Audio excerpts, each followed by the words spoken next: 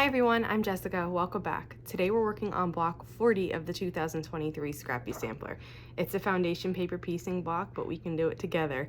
And after this, we only have 10 blocks left to make. I'm so excited to be approaching the finish line of this quilt, and I hope you are too. Let's get sewing. The first step to making this pattern is going to be to print the template from my blog. You can download this for free. It's a 6-inch block, so it fits nicely on all one page. And then we're gonna make this in 4 triangle sections. So you'll want to cut somewhere in between these lines to cut the 4 sections apart because we're gonna work one section at a time. Now, you'll notice that this template has no numbers on it. And I had major technical difficulties with this and I just could not figure it out. Why the numbers weren't printing. They were there on the computer. I don't know. So they're not there. So we're gonna number this together. 1, 2, 3, 4, 5. We're gonna number every single one of these triangles the exact same way. 1, 2, 3, 4, 5. Okay, that's the order that we're gonna piece it. I know we don't have a letter, but technically, you know, we don't need a letter. We're just gonna work one triangle at a time, follow the numbers, and we're gonna piece every single triangle in this exact same way. Okay, so let's get started. The first thing we need is 1 and 2, and I have some really rough shapes cut out here. I have my 1, which is quite a bit larger, but I was working with from scraps that I had. So I'm folding it on the line between 1 and 2 just to know where I need to place this. And then I'm gonna put 2 about 1/4 of an inch past that line, fold it open, and I'm gonna check my placement. So that's too low. I can see, it's probably a little bit difficult for you to see, but right here is the line of the edge of the block, and I'm not covering it. So I'm gonna gently, while it's folded, just move it up. And then I'm gonna check that placement. That looks good.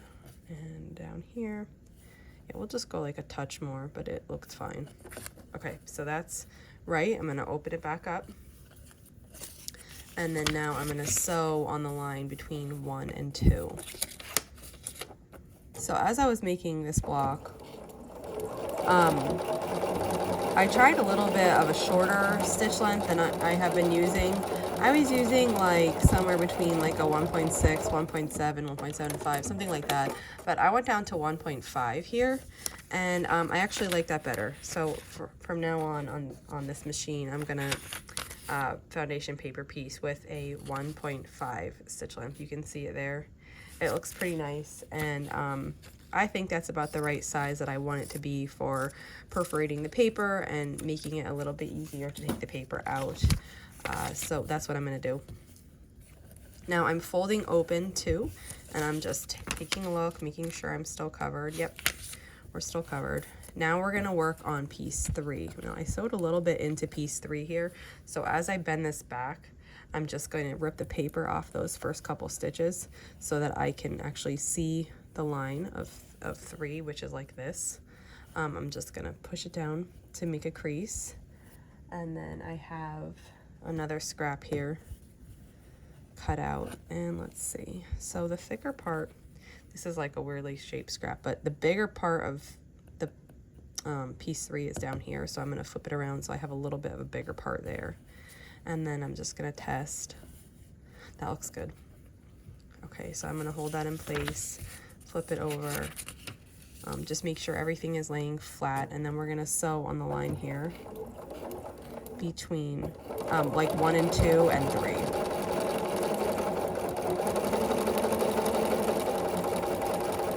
Okay, almost there. Okay. Then we're gonna fold this back and we're going to trim away, leaving 1/4 of an inch seam allowance or thereabouts. Oh my God, just made a mess. Okay. Okay, and then this is what we're left with right now. So the next part is to add 4 and then 5, and they are on the outsides of the block. You could technically add either one, it doesn't matter the order. I picked this side to be 4, so we'll work with that. Now this is a pretty sharp like line, so we're gonna be, our fold is gonna be, it's gonna have quite a bit here, and then we're gonna go up to almost nothing here to a point. So it is gonna be like a sharp line here. So I'm creasing to mark it. I have the crease here, and now I'm gonna get the piece, let's see, the piece that I cut out. This is kind of big, but we're gonna use it anyway. And for some reason, every time I practice making this block, this is the piece I had to rip out and do over. So let's see how this goes. That looks okay. It just, sometimes these angles are tricky, which is where I think people maybe get frustrated with foundation paper piecing because they're not getting the angles right when they flipped it. And that just happens.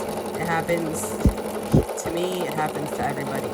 So you just keep your seam ripper nearby, and if you need to rip it out and try it again, I do that. So let's see how this one went. Where I was short before, every time I made it, okay, this one's okay. Every time I made it, I was too short on the bottom here, and like I had it tipped the wrong way so that I would come off of the white when I was down there, and I would have to take it off and replace it. But, you know, while it might be annoying to have to seam rip something, it's worth it because it'll make your block look better, and it will make your block hold up better. Like if I left it how I had it, I had a little bit of raw edge right here, and over time in my quilt that would come apart and this block would come apart. So it's worth it to redo it. And then now we just have to add 5 here. So it's 5 is like the same kind of piece as 4, just on the opposite side. So I'm just folding to mark it. And then I'm gonna take this odd sized scrap that I have here and see if I can get it to work. So this one, no, it's not gonna work. I gotta shift it up more. I need to make sure I'm covering up here. So that's what I'm checking for. I can even go a little more. That should do it. Okay, so I'm gonna flip it over, make sure everything is in place nicely, and then I'm gonna sew on the line between like 1 and 3 and 5.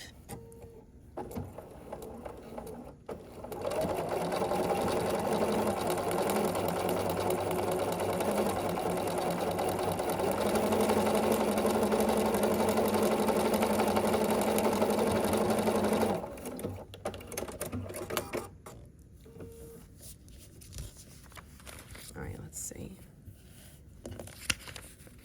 Yep, just barely covers that corner. Okay, so this is good. This is what my piece looks like now. I have to trim this back, the seam allowance back, so let me do that.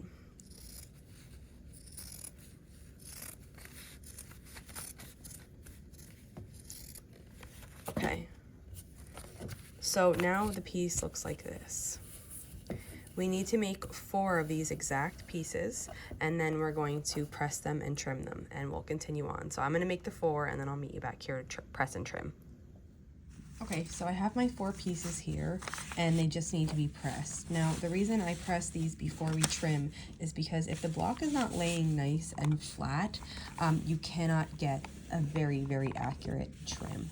So I'm just going to lay the iron on top. I'm really making sure, what I'm making sure is like this is laying flat and this is laying flat, so that when I put these down upside down on my cutting mat, I know that the block is sitting correctly and that we can accurately trim these. So I'm just gonna press each one, and then we will go over and trim them.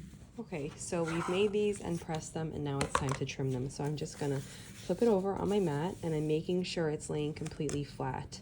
Then I'm going to take my square roller, I'm using a 6.5 inch square here, and I'm going to line it up so that the 1/4 inch line on my roller is in line with the solid black line, and that will make the edge of the roller in line with the dotted line. And then I'm just going to hold it in place and trim these 2 sides off. Then I'm going to turn the block around. I'm going to trim this long side first, and then I'll put those little notches in. So first I'll trim that. That's going to take this away. And then I'm just going to use my roller, and on the dotted line, I'm trimming away at these little notches. And what that's going to do is make our block so that we have no overhangs to trim after it's made. I have one more right here. Okay. And then this is what it looks like. So we need to trim all 4. So I have trimmed all 4 up, I still have the papers on, but I just want to show you what the block's going to look like. We're going to put them together just like that, and that's what the block will look like. So to take the paper off, you can do this before you sew the pieces together or after. That's up to you. You can do it successfully both ways. You're just going to tear them off, starting from the outside, working in, and just use the needle punches that went through your paper, like perforation, and it will help you get them out nicely. So once this one has nothing left to attach to, the last one will just come right out. So that's that one. And then this one, once you just get your finger under it, it should just lift right out. If you have any paper stuck in the seams, you could use a tweezer or just your fingernails. There, I got it. So I'm going to take my papers out, and then we're going to work on putting this block together. I have my pieces, and I have taken the papers out, and we just need to sew them together. So we're going to sew 2 sets of the triangles together like that to make a larger triangle, and then we'll sew the 2 larger triangles together to form the square. Okay, so now I'm just going to lay one on top of the other. I'm matching the sides all the way around. Your notches will match too. And I'm going to lower the foot and position it correctly and sew this seam with 1/4 inch.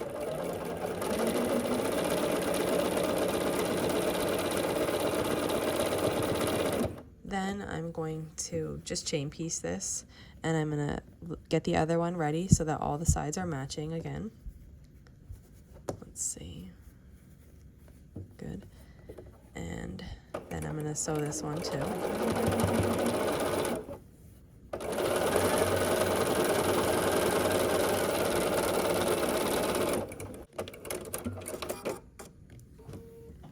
And now I will just open one up one way and one another way, the opposite, so the center seam can nest, and we'll lay one on top of the other and sew this across.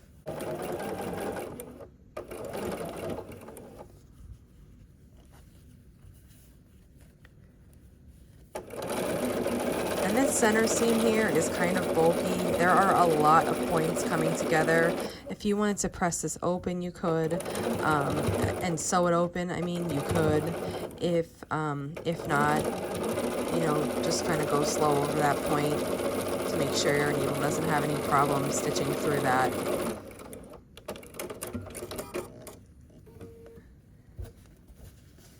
And then here is what our block looks like.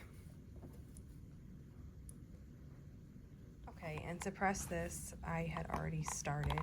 What we're going to do is press this to the sides. This center seam I'm pressing open because this is like a really bulky section. I have a thread here that must be hooked that's not letting me flip this, so I need to take some time and find that thread. But basically what I'm gonna do is just lay one bulky seam one way like that, and one the other way, and then the rest of it will press all the way open like this. But basically, you're just trying to eliminate all of the bulk that's on one point. So by pushing some of it to one side and some of it to the other side, that will help you eliminate that. And then once the back looks good for you, you're just gonna flip it over if you like and give it a press from the front. And just make sure these seams are laying nice. And here's what our block looks like for today. And here's block 40. So this is definitely stepping up the difficulty for our foundation paper piecing.